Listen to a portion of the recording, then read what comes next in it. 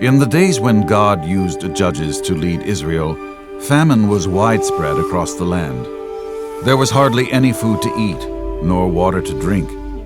People were starving, and many families decided to move away in hope of a better life. One such family was that of a man named Elimelech, who took his wife Naomi and their 2 sons to the land of Moab. They were certain that they could make a better life there and were excited with the prospect of starting a new chapter. Once they got there, tragedy struck. The father of the family, Elimelech, died. His 2 sons took Moabite wives named Ruth and Orpah and lived there for 10 years. Then more disaster struck when they also died. This was devastating. Who was going to provide for them or protect them? Naomi, Ruth, and Orpah were left to fend for themselves. Naomi decided to go back to Israel, to the land she knew so well, to the people she understood, a language she knew, and a community who would accept her in her grief. She wanted her daughters, Ruth and Orpah, to stay in their land and start new families. But Ruth resisted. "No, I will go wherever you go. I want to be part of your people. I want to worship your God as well." So Ruth and Naomi began their journey to the land of Israel. After a long journey, they arrived in Bethlehem, Naomi's hometown. The entire town came out to welcome her back. They were so surprised to see Naomi after more than 10 years, but they were also struck by how old and sad she seemed. "Naomi, is that you?" they asked with excitement. But Naomi did not share their excitement. "Call me bitter, not Naomi. I have had a bitter experience," she said. Naomi and Ruth had arrived at harvest time, and the people were busy gathering grain. Naomi and Ruth had no sons or husbands or wealth. They desperately needed food. Naomi was too old to gather grain, so Ruth happily went out to see what she could find. She ended up gathering the leftover scraps in a field that belonged to a man named Boaz. This man was very rich and famous, and everyone knew of his noble character. He was kind to everyone, and he loved God. As Ruth gathered grain, everyone seemed to notice her. After all, she was from a different culture. She had different clothes and a different language. Boaz saw how hard she worked. He asked one of his managers, "Who is this girl who has been reaping in my field?"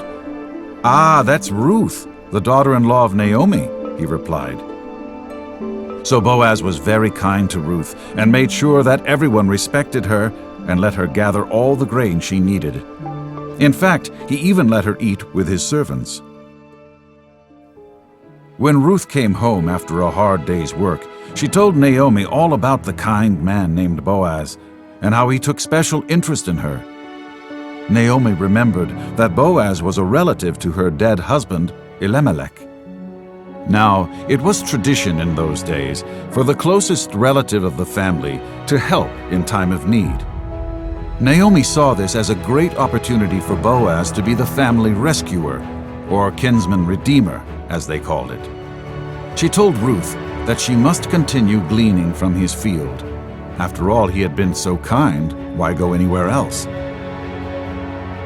Day after day, Ruth gathered in his field. Boaz offered her protection, food, and kindness. Day after day, they grew to enjoy being near one another. Naomi was hoping this would happen. Boaz admired Ruth. Ruth admired Boaz. So Naomi came up with a plan. She told Ruth, "Late at night, I want you to go and wake up Boaz. It's time for you to let him know that you want him to marry you. You want his protection, his security, and his love." And that's exactly what Ruth did. Late one night, she came to Boaz as he slept outdoors on the threshing floor. "I am Ruth, your servant. Please protect me." And Boaz did. But there was just one problem. There was another relative of Elimelech that was closer in relation than Boaz. It was technically his responsibility to care for Naomi and Ruth and provide for her a son. So Boaz, being the gentleman that he was, had a town meeting and invited the man. He presented the opportunity to him, and to Boaz's delight, the man refused.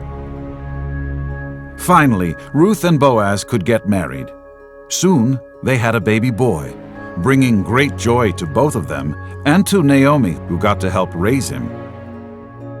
Naomi, the old woman who had experienced so much sorrow, was now filled with new vibrancy and joy.